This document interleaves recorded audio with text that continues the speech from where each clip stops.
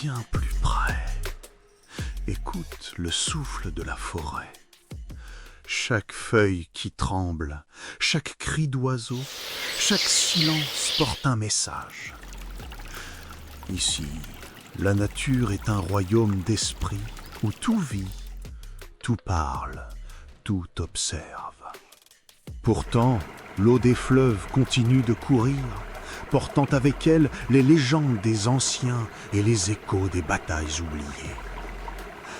Avance encore un peu, vois les cactus immenses dressés comme des sentinelles, ressens la sagesse des chênes millénaires et respire la poussière rouge qui nourrit la terre.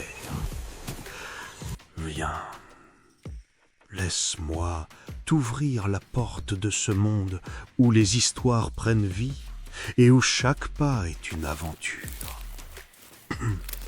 Nous sommes en pays Kivunda, une terre où les grands conquérants dorment sous la poussière, mais où leurs exploits vivent encore, chantés par les descendants des illustres griots. Chaque note de kora, chaque battement du balaphone réveille l'écho d'un passé glorieux, et pourtant une légende demeure enfouie comme un trésor oublié sous le sable brûlant. Cette nuit, sous le regard attentif des étoiles, elle reprend vie. C'est une question vieille comme le monde qui va trouver sa voie, la question du serpent et de sa peau. Approchez-vous encore un peu plus. Laissez le feu éclairer vos visages et vos cœurs, car le secret s'apprête à voyager jusqu'à vos oreilles. Approchez. Il était une fois, dans la grande forêt, un magnifique serpent vivait là avec les autres animaux. Le serpent n'était pas un serpent ordinaire, sa peau luisait d'un éclat doré si vif que les rayons du soleil semblaient s'y refléter comme sur un miroir. Les autres animaux l'enviaient et le craignaient, car on disait que sa peau était bénie par les esprits de la terre et qu'aucune arme ne pouvait la percer. Un jour, le roi des esprits se transformait en sanglier et vint demander de l'aide au serpent. Il lui supplia de lui donner une de ses écailles. Le majestueux serpent lui rétorqua avec dédain : « Hein ? Et pourquoi donc devrais-je te donner une de mes écailles ? Sais-tu à quel point elles sont précieuses pour ma belle peau, vieux sanglier jaloux ?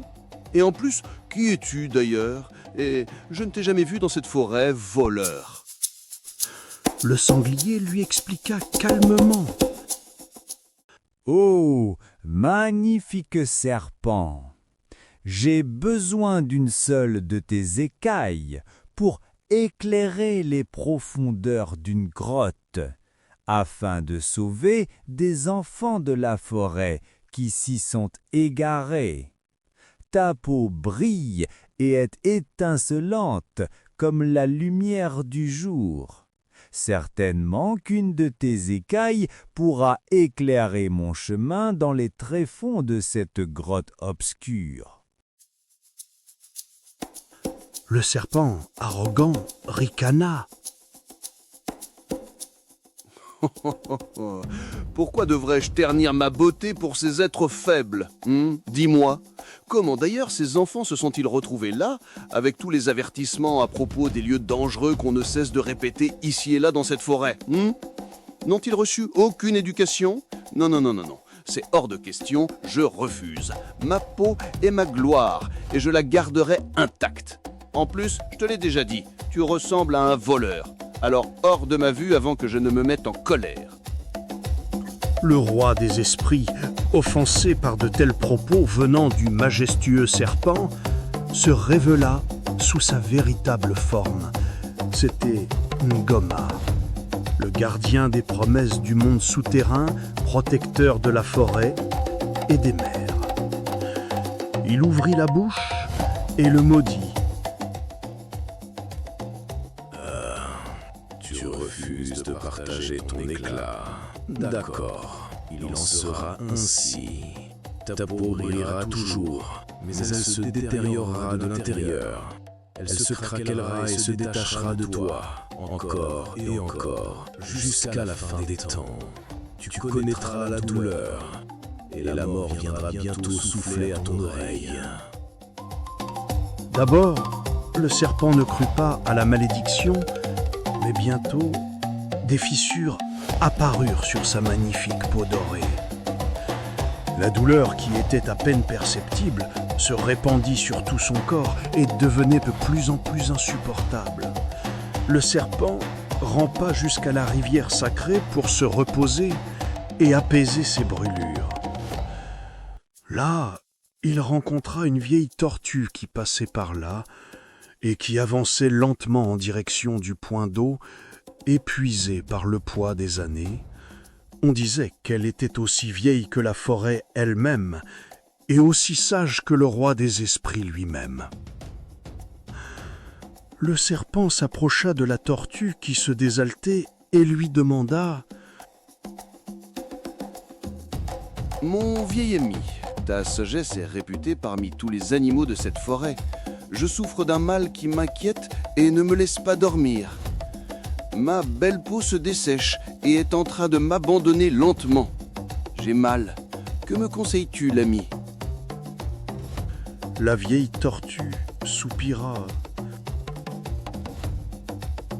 Il existe un moyen d'alléger ta peine, mais je ne sais pas si tu pourras y arriver, ou même si tu es digne de faire ce trajet. Tu devras te dépouiller de ta vanité, et si tu le peux, effectuer le long voyage vers la demeure des dieux. Cherche en haut de la montagne sacrée. Excuse-toi auprès de Ngoma, le roi des esprits et protecteur de la forêt, pour tes fautes, et peut-être qu'elles te seront pardonnées. J'ai bien dit peut-être, cher ami, peut-être. Je n'ai plus rien à te dire. La douleur était atroce, alors le grand serpent se résolut, et quelques jours plus tard, il décida de faire le voyage malgré tous les dangers qu'il comportait. Il entreprit alors un long voyage à travers des terres hostiles. Il ne connaissait pas la demeure des dieux, mais il se disait qu'il demanderait le chemin aux animaux de la forêt s'il le fallait. Arrivé près de la canopée, il aperçut un petit caméléon en danger et le sauva des griffes d'une hyène, malgré la douleur qui irradiait son corps épuisé par ce long voyage. Reconnaissant, le caméléon lui donna son nom et lui révéla un raccourci secret vers le sommet de la montagne sacrée où se trouvait le roi. Choisis ce sentier, mon ami. Il mène plus rapidement vers la demeure du roi des esprits. Je te plains pour cette douleur que tu ressens, mais ta quête est noble et tes actions témoignent de ta maturité. Va et bonne chance à toi, grand et magnifique serpent doré. Pour la première fois de sa vie, le serpent fit preuve de compassion et son cœur s'allégea. Il apprit une grande leçon en ce jour. Il se remit d'Harout sur le petit sentier que lui avait indiqué le petit caméléon. Arrivé au sommet, le serpent trouva le roi. Mais Ngoma n'était pas seul. Un autre habitant de la forêt, son cousin, le Varan, s'y trouvait déjà, suppliant le roi pour se faire pardonner parce qu'il avait trahi une ancienne alliance. Le roi des esprits, ayant vu le serpent, annonça aux deux qu'il appréciait leur visite et comprenait qu'ils aient bravé toutes les difficultés pour trouver solution à leurs problèmes respectifs, mais qu'il ne lèverait la malédiction que si un des deux acceptait de sacrifier sa vie pour sauver l'autre. Oui, Je comprends vos peines et je compatis. Mais voyez-vous ce ravin? Je ne lèverai la malédiction qui vous accable que si l'un d'entre vous deux se jette dedans et se sacrifie pour laisser l'autre vivre. À vous de faire un choix, et c'est ma dernière parole. Les deux reptiles se regardèrent et ne surent quoi répondre à cette volonté du roi des esprits. Le serpent se rappela des paroles alors de la vieille tortue, de l'aventure qu'il avait vécue et des épreuves qui ont jalonné le parcours lors de son voyage pour arriver ici, la demeure des esprits. C'était un choix difficile, mais le serpent, autrefois arrogant, se porta volontaire courageusement.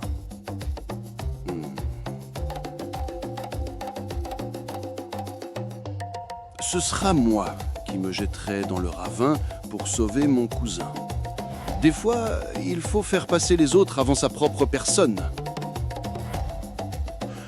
Le roi des esprits, surpris par cette déclaration empreinte d'humilité, adoucit alors la malédiction du serpent.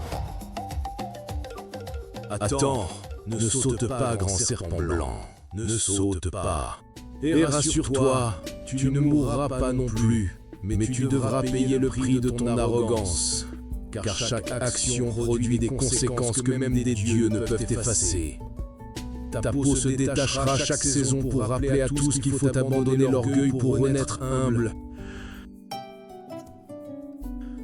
On dit que le cousin du grand serpent, le Varan, lui, ayant aussi entendu les paroles du roi des esprits, fut également condamné à changer de peau pour épier sa faute d'avoir rompu unilatéralement l'alliance qui a conduit à sa punition. Il ne perdra pas totalement sa peau comme le serpent, bien sûr, mais partiellement et de temps en temps. Mais, en plus, le Varan perdit l'ouïe. Il n'entend plus aucun son à partir de cet instant. Chers enfants de la forêt, ne soyez pas pressés. Nous reviendrons sur l'histoire du Varan un autre jour, si vous voulez bien. Aujourd'hui, je suis un peu fatigué, et il se fait tard. Méfiez-vous de la nuit sombre. C'est depuis ce jour que les serpents changent de peau, non pas par vanité, mais pour expier la faute du premier des serpents et rappeler que la beauté ne vaut rien sans générosité.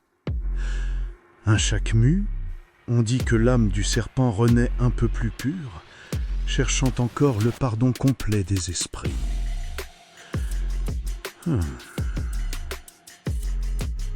Cette histoire nous a montré que l'orgueil et la vanité peuvent aveugler, mais que l'empathie et la compassion éclairent le chemin. Parfois, il suffit de faire passer l'autre avant soi pour que le monde devienne un peu plus grand, un peu plus beau. Ainsi se referme ce secret porté par le grand serpent blanc.